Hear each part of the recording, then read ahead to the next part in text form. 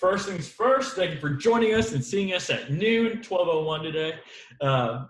We have Chrissy here today, and Chrissy is like a serial entrepreneur. She wasn't satisfied with just working the 9-to-5 and W-2 job, so she pulled her resources and she did some really cool stuff. I'm curious to learn, what really triggered her to get started, how she got started, what her future goals are. I mean, she's newly married. Congratulations. He was into himself. So there's just a lot of cool stuff going on. Disclaimers, guys. We only speak for ourselves. We're not necessarily representing Korea. I don't think we'll need a disclaimer today because we're not going to say anything weird.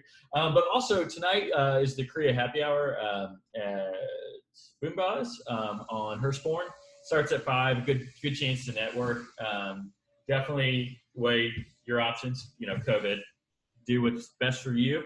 But guys, Chrissy, introduce yourself. I want you to give everyone a full background. Are you even from Louisville? Where are you even from? I'm from Louisville. I grew up here, did the whole musique manual thing that a lot of you probably know if you're from Louisville. And I went to school at University of Illinois. I didn't know what to major in, so I was business undecided. Then I ended up picking marketing because I hated accounting and I hated finance.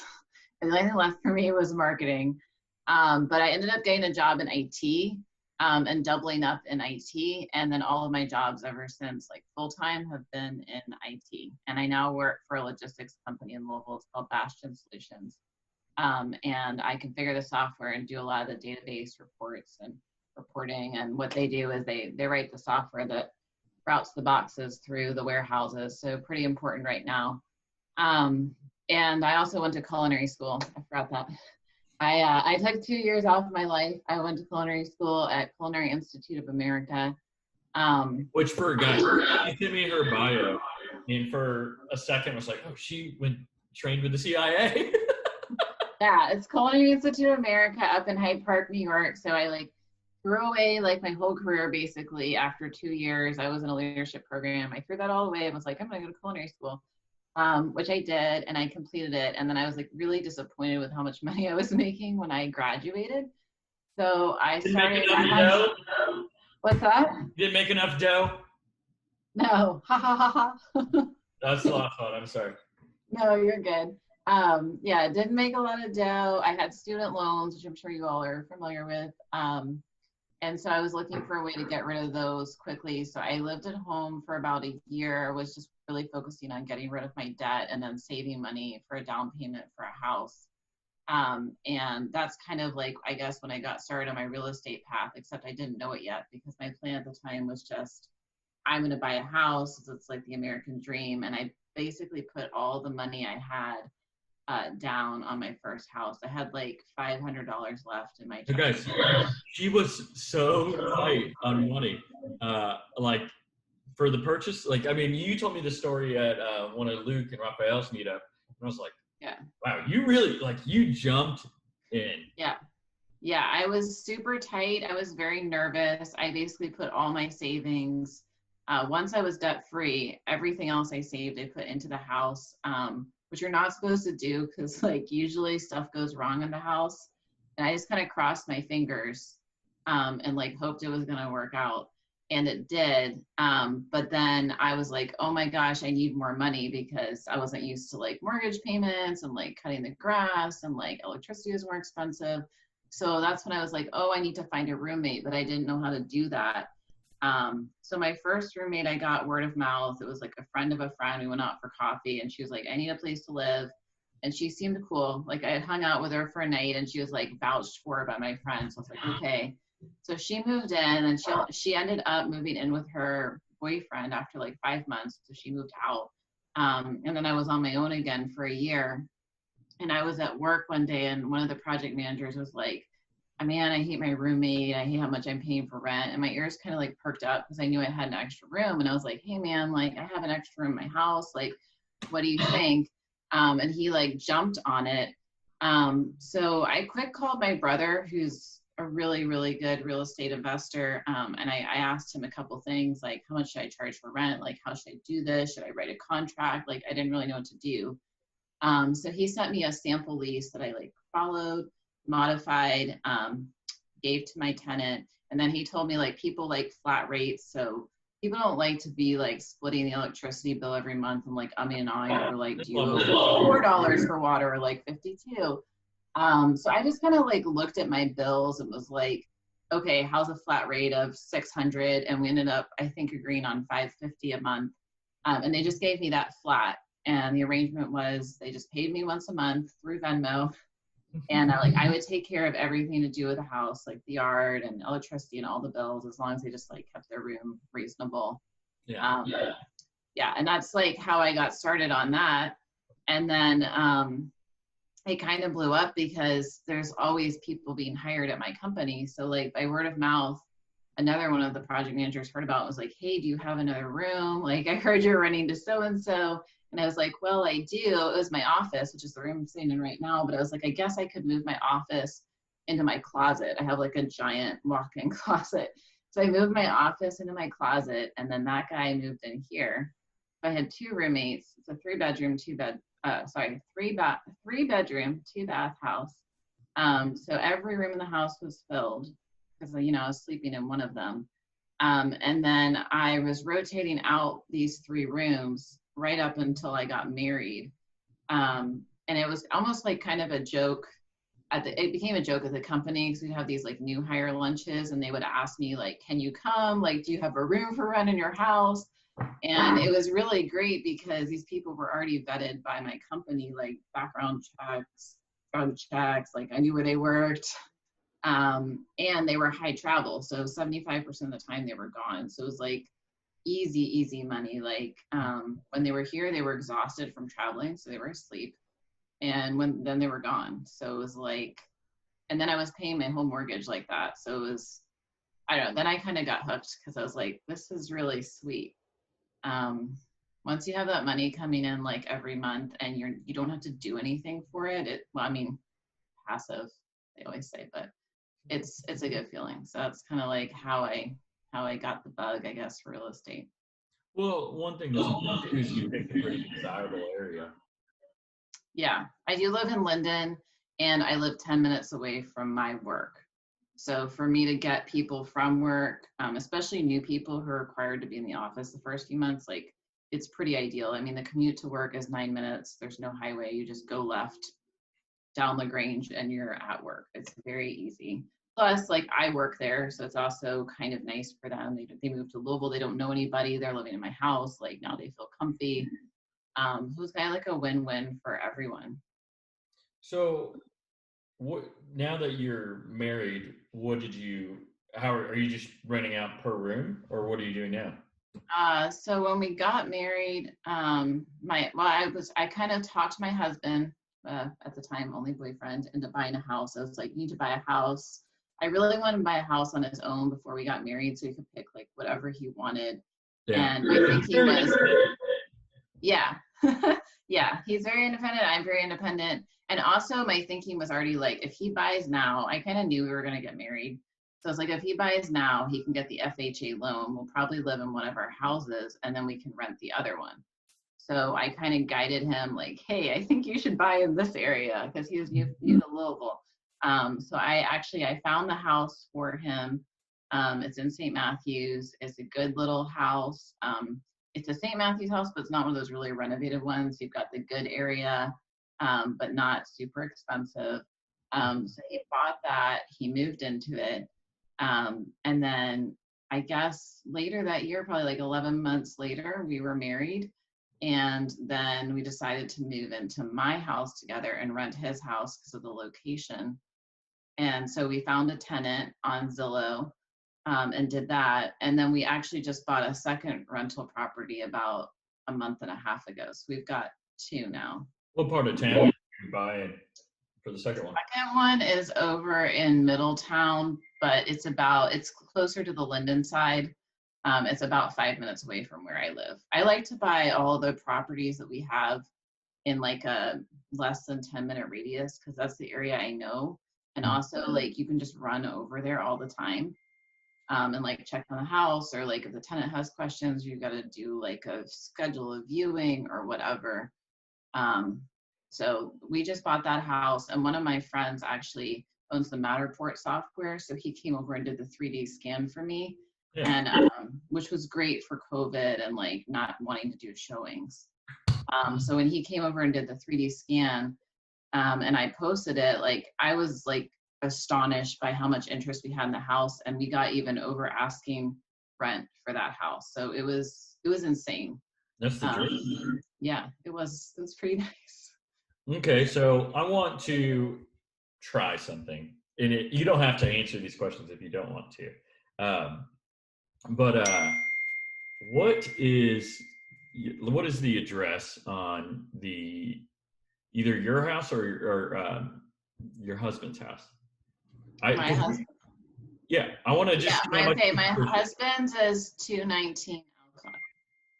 219 what? Alcott. ALCOTT?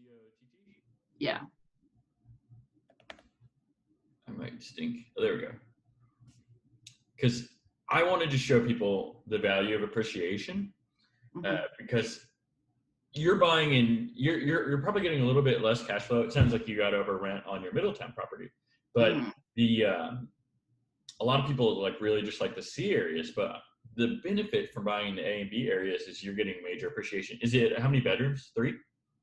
We always buy either 3-bed and 1.5 baths or 2 baths. So it always has to have at least 2 full or 1.5 baths. So is this one 3 1/2, or what is this one? This is 3 1/2. Okay. 1.5. Because the and PDA the half master doesn't have that half bath in there. Interesting. So that's probably good though. You don't want to pay more taxes. Okay. Yeah. So do you remember what he bought it for? And you said it was a couple years ago, 2 years ago? I think it was like around 230. 230, and he bought this a couple of years ago though? 2 years? Yeah, about 2 years. 2 years ago, he bought it for 230. Yeah, you're gonna like the way this makes you feel. To quote Men's Warehouse. Which is going under right here. Yeah. I saw something on Twitter. Something was like, buy one, get 10 free. That's their thing. Okay, so you've had some major appreciation on this house in 2 years. So you bought it for 230, and I mean, like, let's see. I mean, okay. So I just ran comps on it, guys. They bought it for 230 maybe 2 years ago, and hold on. I did something wrong. One second.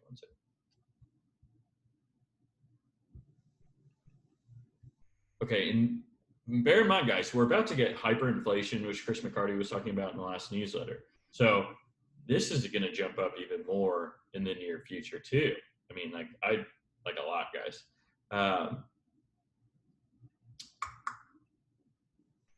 Okay. This does not make for a great video, so sorry, guys.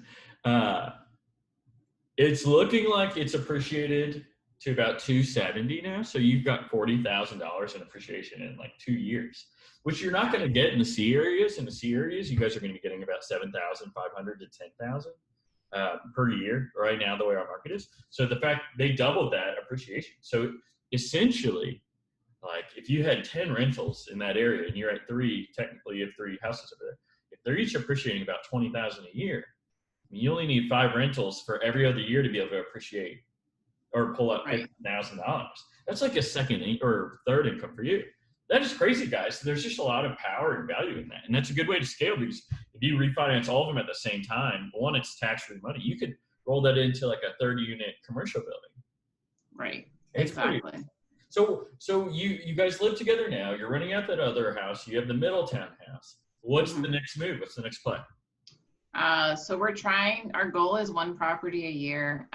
We'd like to do like maybe a multi next, but they're hard to find right now in Louisville. In the areas too. In the areas that we prefer. We do like this area because of the appreciation. Like I know it. I know what type of tenants live here. I just feel like you do better in areas you know.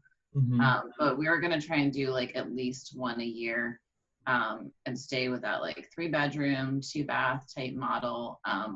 We like a yard, and if it's not fenced, we want to fence it. And then the way we buy is we look for a house that's nice, but it's not the nicest one on the street. And then we do like a little bit, like maybe we'll change out a floor, or like this one we bought in Middletown had crazy colors. So all we did was went in, like painted the whole thing, and did a little bit of work on the downstairs bathroom, and it looks, I mean, worlds better, but it's not the most expensive house on the street.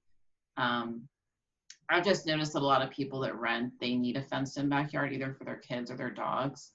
So it's just you rent to pets? You do pet rentals? We do pets. We do a $250 non-refundable deposit with the security deposit, which is additional. Then we do $25 a month per pet. So that will hopefully like cover us. Yeah. Or just be easy money, depending on how good the pet is, right?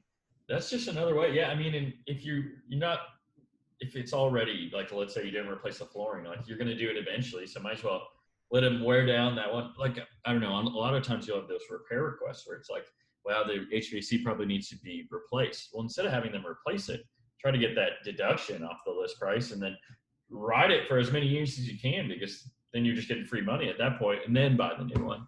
Right. No, and then, so what were some things on your rental rehabs that you spent a lot more money on than you anticipated? Well, we haven't really spent that much money on rehab. We've put more work into my husband's property on Alcott than we did on the Middletown. Was like pretty much ready to go.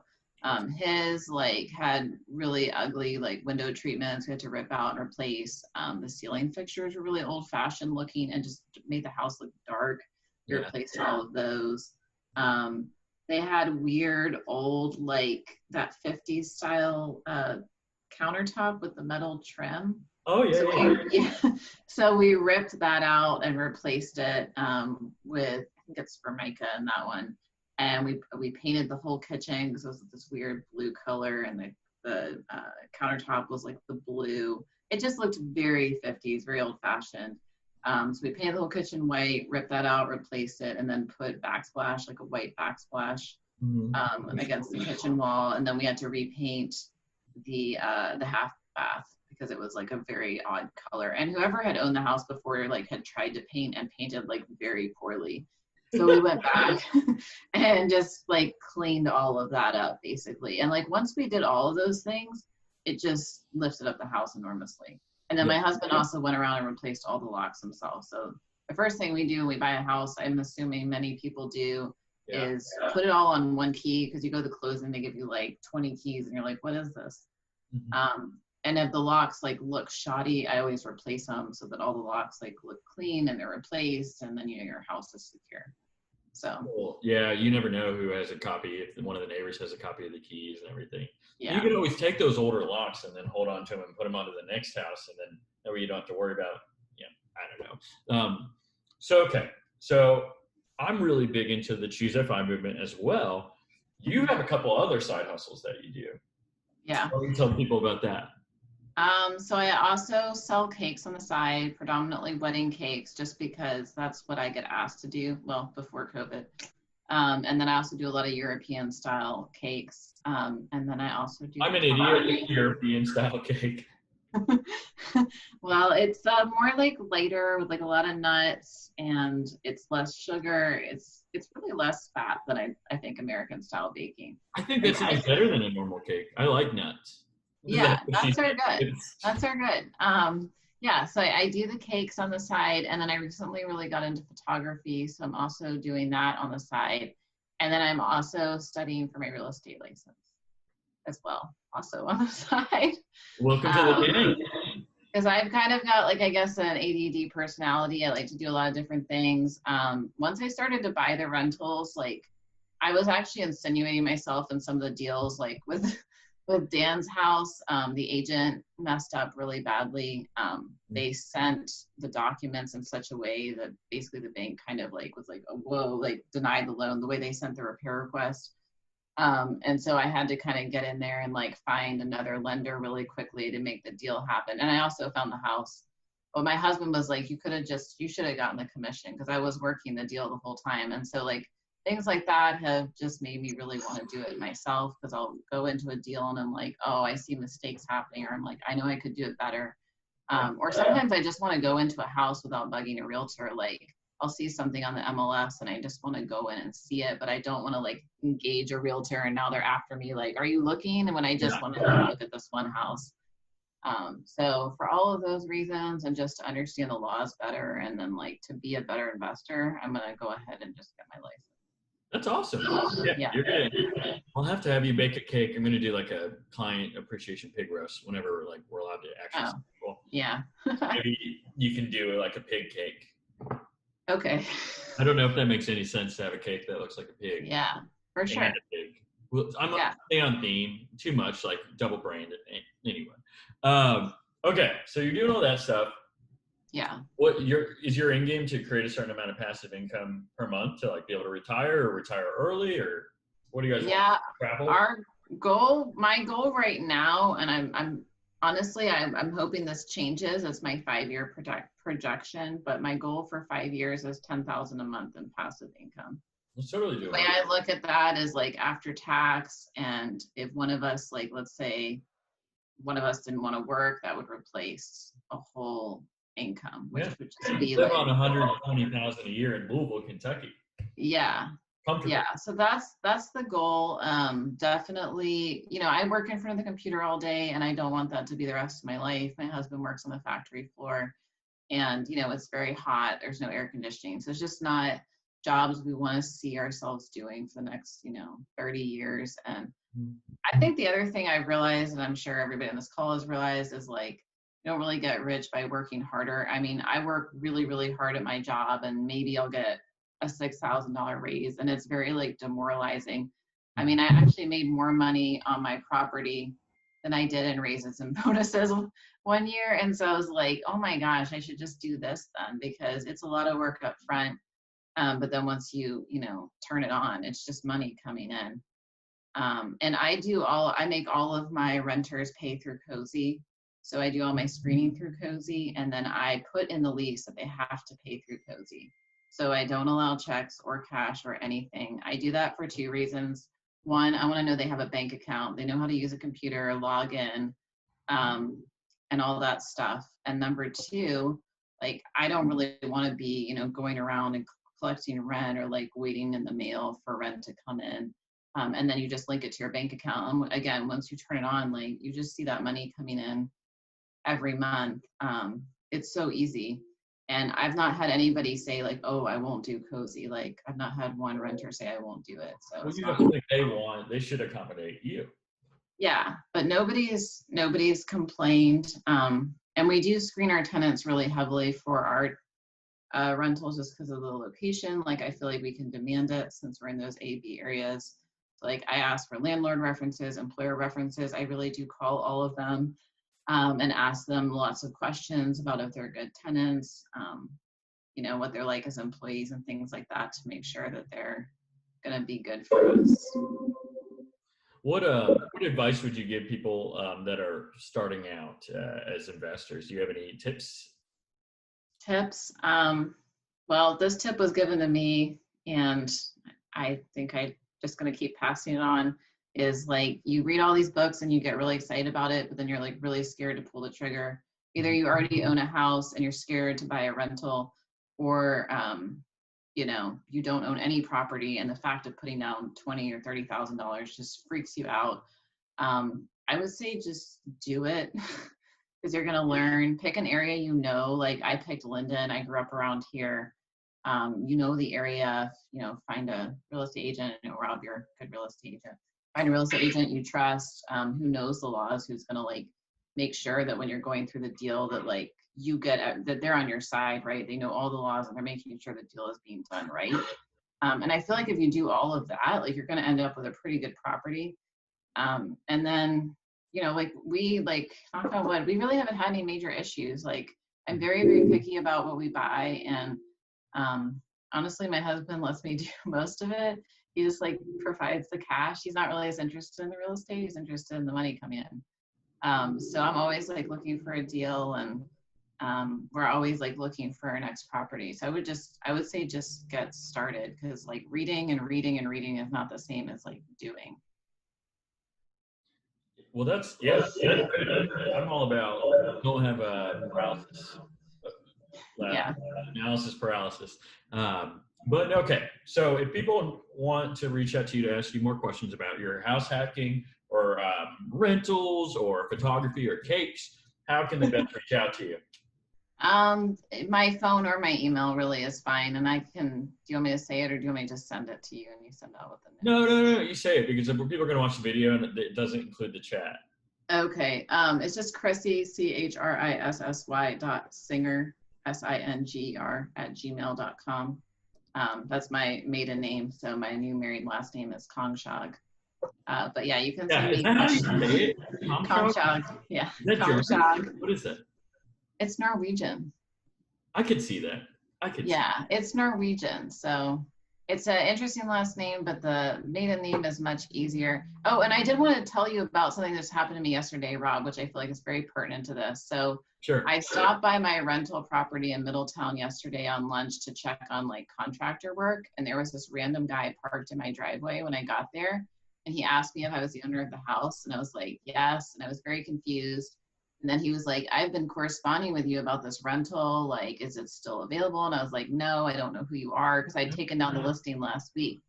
And turns out somebody had scammed my listing on Craigslist. Yeah. And this guy, after talking with the neighbors, my husband and I talked with the neighbors, and the neighbors thought like maybe drug dealers bought the house, because they've been seeing like slow drive-bys for the past week.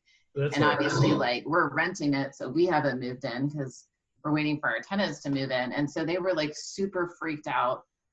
So now anyways, I went ahead and just flagged the post a zillion times and got it taken down yesterday, but that was kind of freaky.